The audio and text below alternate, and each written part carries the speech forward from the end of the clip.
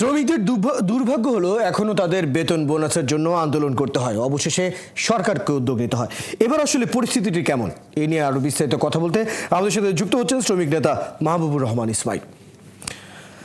মাহবুবুর রহমান ইসমাইল, আপনাকে স্বাগত জানাচ্ছি অর্থযোগের আজকের আলোচনায়। প্রথমে যেটি জানতে চাই, দাবি করা হয়েছে আজ পর্যন্ত ৭৫.৩৭ সদস্য পোশাক কারখানা ঈদের বোনাস পরিশোধ করে ফেলেছে। এই যে বোনাস পরিশোধ করেছে, সঠিক আইন মেনে করা হয়েছে তো?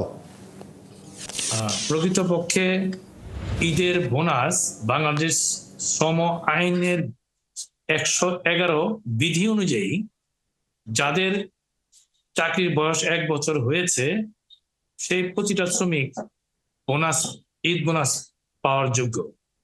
এখানে শ্রম আইনে উল্লেখিত আছে বিধিতে যে কতটুকু বোনাস পাবে। সেখানে কোন শ্রমিক ১ বছরের ঊর্ধ্বে হলে একটি বেসিকের অধিক নয়।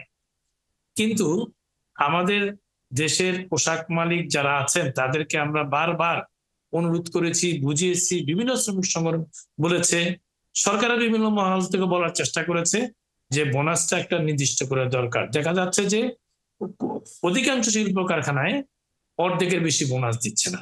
এতে করে বিশেষভাবে না বিকেএমই অন্তর্ভুক্ত সংগঠনগুলো এটার পরিমাণ আরো বেশি, অর্ধেকের বেশি বোনাস, বেসিকের সমান বোনাস দিচ্ছে। অর্থাৎ আমার পরিষ্কার বিশ্লেষণ হচ্ছে, যেখানে ১১১ বিধিতে বলা আছে একটা বেসিকের অধিক নয়, কিন্তু অর্ধেক দেওয়া হচ্ছে, এটার স্পিডটা হচ্ছে একটা বেসিকের সমান একটা বোনাস পাবে। কিন্তু যেভাবে দেওয়া হচ্ছে এতে কিন্তু আসলে মাঝে আরেকটি প্রশ্ন আমি একটু করে নিতে চাই, সেটি হচ্ছে মার্চ মাসের যে অর্ধেক বেতন পরিশোধের যে শ্রম মন্ত্রণালয়ের যে নির্দেশনা, সেই ক্ষেত্রে ১.৪% কারখানা মাত্র সেই অর্ধেক বেতনটি পরিশোধ করেছে। আজ নিয়ে ৩ দিন সহ হয়তো আরো অনেক সেই পরিমাণটি বাড়বে। আপনি কি মনে করেন শ্রম মন্ত্রণালয়ের এই নির্দেশ অবশেষে সব কারখানা মানবে তো? আমরা আশা করি বিজেএমই বিকেএমইর সাথে নেতৃবৃন্দের সাথে আমরা দফায় মিটিং করেছি, বলেছি যে এই মন্ত্রণালয়ের যে নির্দেশনা সেটা হলো RMJ-TCC মিটিং এ সেই সিদ্ধান্তটা হয়েছে। এই সিদ্ধান্তটা যারা প্রতিপালন করেন, আমাদের অনেক মালিকদের মধ্যে আছেন, এর মধ্যে তারা এটা হয়তো নিয়মিত পরিশোধ করবেন, কিন্তু কিছু কিছু মালিক আছে যেটা আমরা তালিকা দিয়েছি, প্রায় ৩০% মতো ফ্যাক্টরি, তারা সেই এটুকু দেওয়ার জন্য তারা গড়িমসি করবে। এই ক্ষেত্রে আমরা মন্ত্রণালয়ে তালিকা প্রদান করেছি।